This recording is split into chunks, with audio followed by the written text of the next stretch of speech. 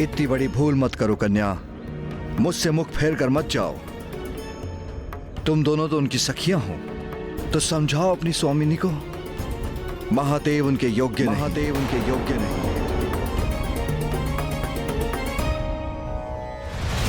प्रतीत होता है ऐसे शांत नहीं होंगे अब आप। आपका उचित उपचार करेंगे हम। ये अचानक मेरे मन में बेचैनी कैसी?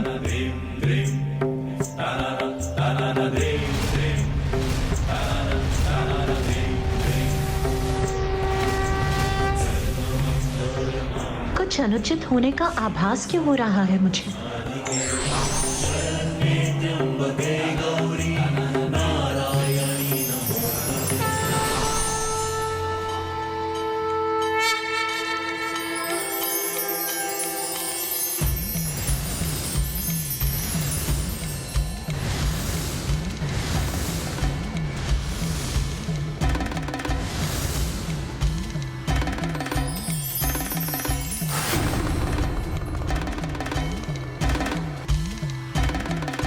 प्रभु, चंद्र भी पूर्ण हो के माथे की शोभा, त्रिलोचन त्रिकाल की जग में लागे अलौकिक ये आभा। किसी दिव्य शक्ति का आभास क्यों हो रहा है मुझे, जिसने मेरे बढ़ते हुए पग को मत कर दिया है?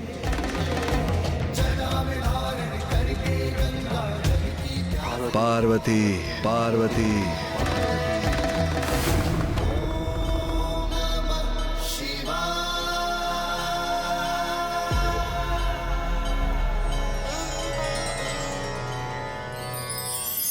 पार्वती, पुनः मुझे स्वयं से वंचित कर रही हो।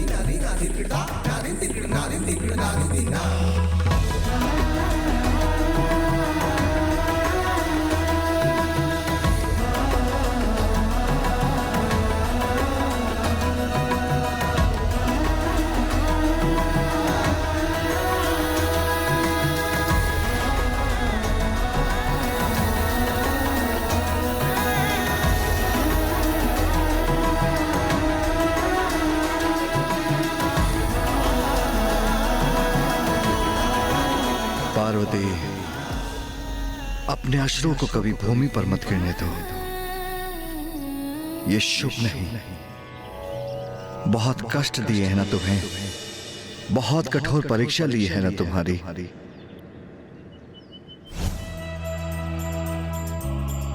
प्रिय, अपने अश्रुओं को कभी भूमि पर मत गिरने दे।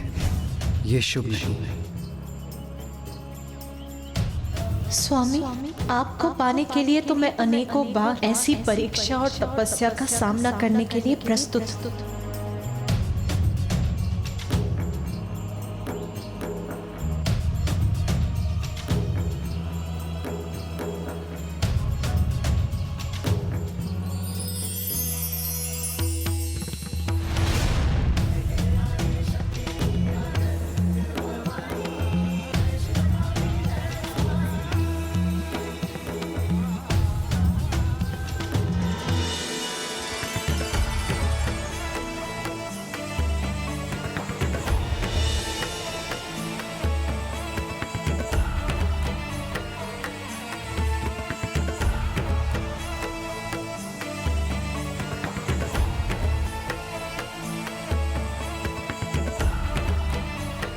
पार्वती, मैंने तो तुम्हें खो दिया था, किंतु आज तुमने मुझे पुनः पा लिया।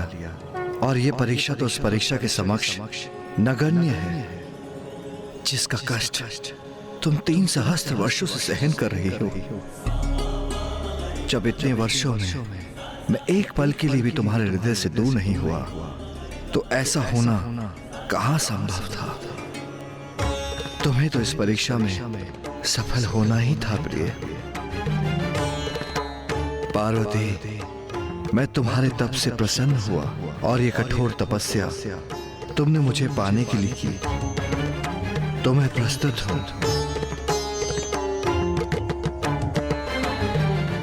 तो आओ, अब हम अपना विवाह संपन्न कर लें।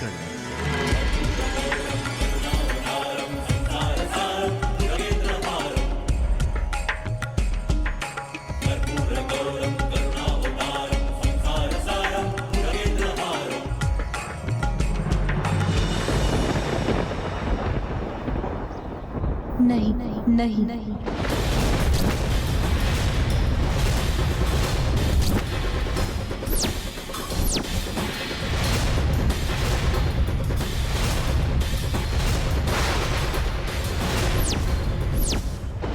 माता पार्वती ने महादेव का प्रस्ताव अस्वीकार कर दिया, किंतु क्यों?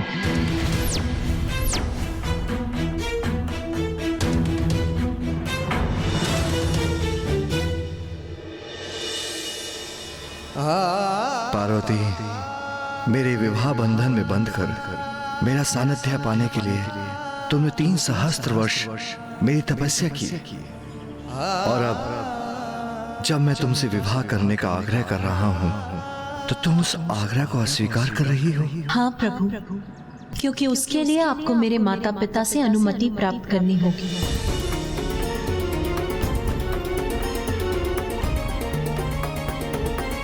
तुम आदि शक्ति हो, स्वयं प्रकृति हो।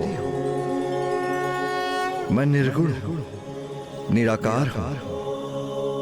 अपने भक्तों की भलाई के लिए हम आकार धारण करते हैं, जिससे शक्ति और शिव का संयोग बना रहे। तो फिर इस दिव्य घटना हेतु मुझे किसी की अनुमति की भला क्या आवश्यकता। प्रभु, सत्य है, आप परब्रह्म परमेश्वर हैं और मैं स्वयं प्रकृति हूँ। किंतु इस जन्म में मैं शैल पुत्री हूँ, इसीलिए अभी भी अपने माता पिता के बंधन से बंधी हूँ। मैं ब्रह्मचारिणी हूँ, अर्थात विवाह के पूर्व मैं अपने पिता की पुत्री हूँ। इसीलिए अपने माता पिता के सम्मान का ध्यान रखना मेरा धर्म है। प्रभु, आपके मेरे मांग में सिंदूर भरने और मेरे कंठ में मंगलसूत्र पहनाने के उपरांत ही मैं आपकी अर्धांगिनी बनूंगी। इसलिए विवाह हेतु मेरे पिता से मेरा हाथ मांगना आपके लिए अनिवार्य है। उनकी अनुमति के बिना मैं आपसे विवाह करने में असमर्थ हूँ।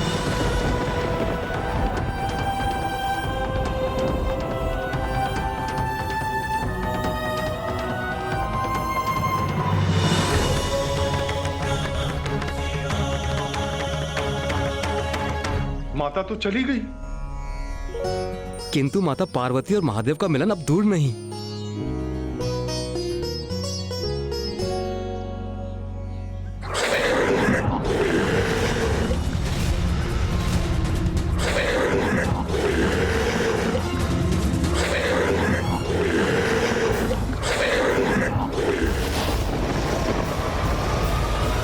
कौन हो तुम? भट्टासुर, संदेश वाहक हूं तारकासुर का, और आप सभी को इसी क्षण स्वर्ग में पहुंचने का आदेश दिया जाता है। इंद्रदेव, यह अवश्य उस तारकासुर की कोई चाल है। तुम्हारे महाराज तारकासुर ने स्वर्ग पर अनुचित अधिकार अवश्य स्थापित किया है, किंतु स्मरण रहे, वो हमारा राजा नहीं है। जाओ, जाकर कह दो उससे हम कदापि नहीं आएंगे। महाराज का निमंत्रण तो अस्वीकार कर सकते हैं आप, किंतु ब्रह्मदेव का आमंत्रण भी ठुकराएंगे आप देवराज?